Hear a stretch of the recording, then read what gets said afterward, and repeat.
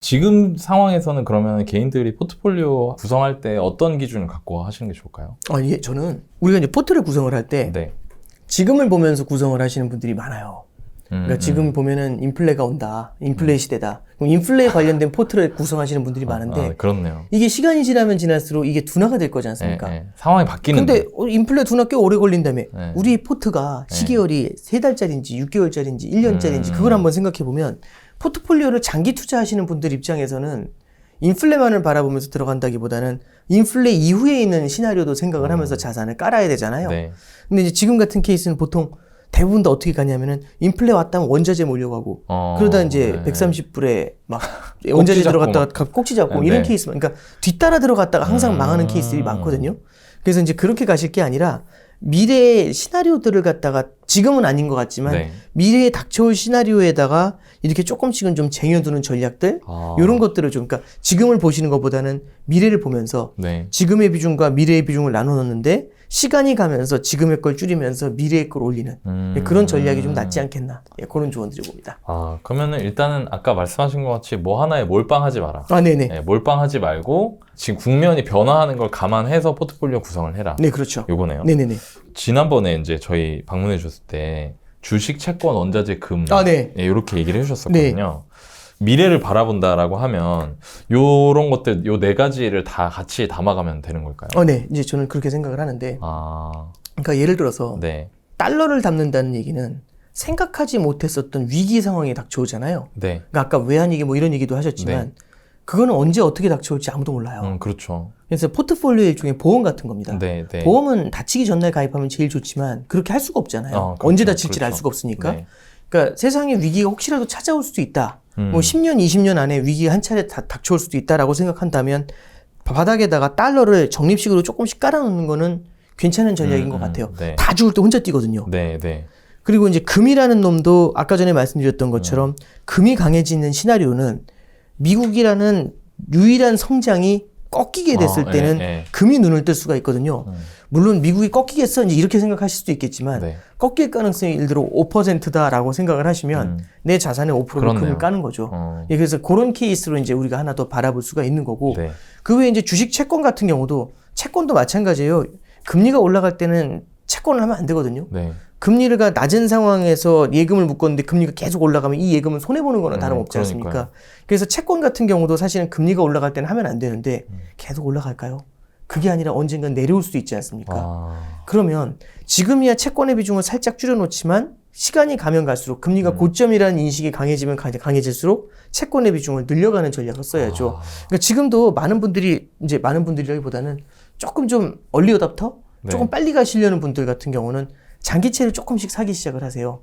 그리고 은행에서 예금을 하실 때도 금리가 더 올라갈 것 같다라고 해도 막 5년짜리 정기예금 하시는 분들도 있고 그래요. 어차피 나중 생각하면. 그렇죠. 나중을 생각하면 언제가 고점인지 모르지만 머지않아 고점 오는 거 아니야 하면서 5년짜리 정기예금을 조금씩 담으시는 분들도 계세요. 그러니까 이제 채권이라는 것도 그러니까 항상 안 좋고 항상 좋고 이런 자산이 있는 게 아니라 그렇게 이제 비중을 조금씩은 두고 가시는 것도 좋고요. 그리고 뭐 주식 자산 같은 경우도 뭐 제 생각엔 전통 투자 자산이지 않습니까? 마찬가지로 일정 비중 정도는 우리가 투자 자산하고 말씀드렸던 금이나 달러 같은 자산들 이런 것들을 좀 깔고 가시는 게 필요하지 않나 싶습니다. 요즘에 채권 막 사람들이 관심 엄청 많던데요. 많죠. 막 올라가니까 채권만. 이게 이제 금리가 얼마 정도 지나고 나면 고점을 찍고 내려올 거다라고 생각을 하니까 그 고점이 어딘지는 모르지만 거의 다 온 거 아니야? 이런 생각을 하시는 분들도 있죠. 충분히 그럴 상황이네요, 지금. 그러니까 당장 많은 비중은 아니지만 혹시라도 고점일 가능성 10% 정도 될 수 있지 않아? 그러면 10%만 담아놓으면 되는 거죠.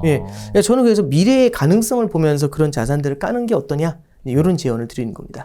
좋습니다. 요즘에 뭐 제일 핫한 투자 상품은 예적금.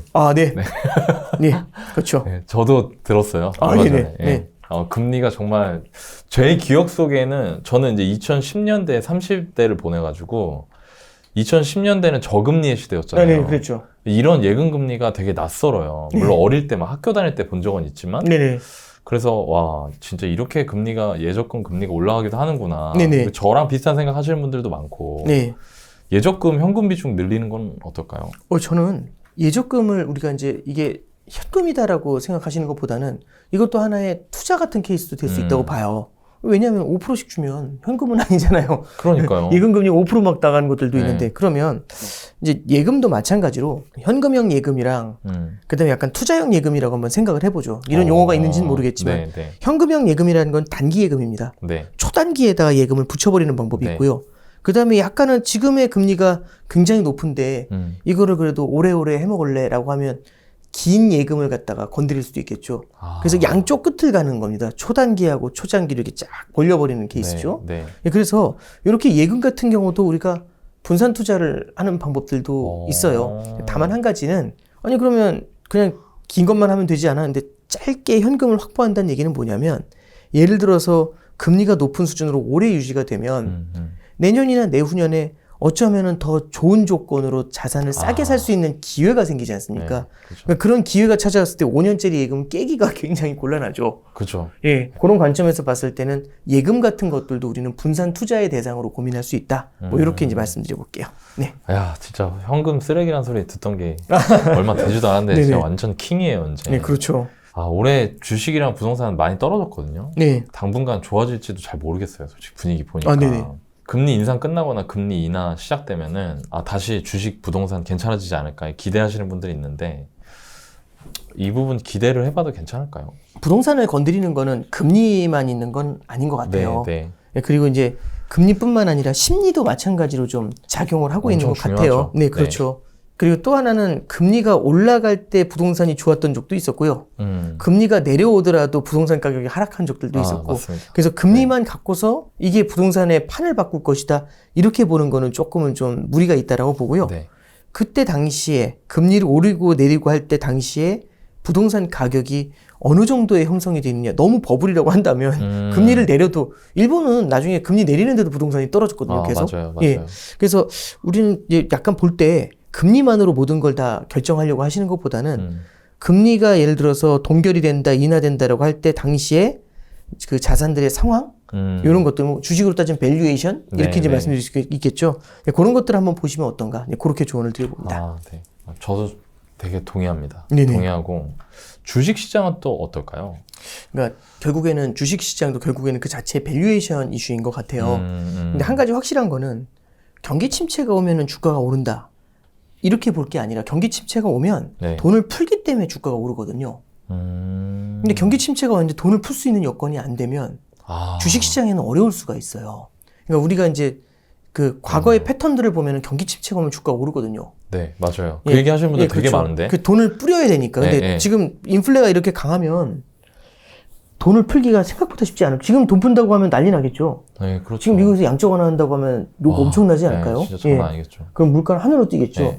지금처럼 이렇게 인플레이션 우려가 있을 때는 이 경기 침체가 좋은 얘기가 아닐 수 있습니다. 그러니까 그걸 바로바로 때려 맞을 수가 있거든요. 그래서 주식시장이 사실은 그걸 이제 선반영하는 부분들도 있다고 보고요. 그래서 이게 어느 정도까지 내려와서 충분한 가격 쪽 조정이 일어났느냐 이걸 바라보면서 좀 우리가 판단을 해야지 금리 낮아지면 주가는 오르고 이렇게 평가하시는 거는 조금은 좀 무리가 있지 않겠나 그렇게 생각합니다. 이거 되게 중요한 말이다. 그러니까 주식의 고유 가치를 보는 네. 그 본질적인 거가 먼저인 것 같다는 말씀이죠. 네, 그렇죠. 예. 그렇네요. 요즘에 방송이나 이런 거 보다 네네. 보면은 그렇게 얘기하시는 분들 되게 많더라고요. 경기 침체가 오면 오히려 주가는 오르고 과거의 패턴을 봤을 때 네네. 경기 침체가 오히려 오고 나서 뭐 2분기 지나고 나서부터 주가가 올랐다. 네네. 근데 그게 사실은 그 가운데 돈 풀기가 껴있어서 그런 그렇죠. 거죠. 예, 어김없이 풀었으니까요. 예. 그래서 과거의 패턴이 앞으로도 똑같다 이렇게 보는 건 조금 무리가 있을 수 있습니다. 예. 네, 좋습니다. 금리 인상 끝나기 기다리는 분들이 네. 이런 거 같거든요. 뭐 위기에 부자난다. 네. 네, 그리고 위기가 오면 어김없이 또 금리를 내리고 그리고 실제로 코로나 때 주식으로 돈 버신 분들도 꽤 많고 네네. 사람들이 그래서 기다리는 것 같아요. 초저금리 시대 그렇게 금리를 확 내리는 시대가 곧 기회다. 네. 이렇게 생각하시는 것 같은데 앞으로도 그런 시기가 올 수 있을까요? 물론 뭐 올 수는 있겠죠. 근데 네. 좀 이런 관점에서 보는 게 맞는 것 같아요. 그러니까 초저금리 시대라는 얘기는 초저금리가 계속 이어지는 걸 얘기하는 거잖아요. 네. 그 초저금리가 될 수는 있겠지만 그게 계속 이어질지는 또 퀘스천 마크인 것 같아요. 왜 그러냐면 이제 우리는 인플레이션이라는 게 40년 동안 못 보던 걸 봤거든요. 네. 그럼 인플레이션이 뭔지 알았어요, 이제. 네. 그럼 예를 들어서 코로나 때는 돈을 그렇게 풀 때 인플레이션이 올 거라는 생각을 안 했거든요.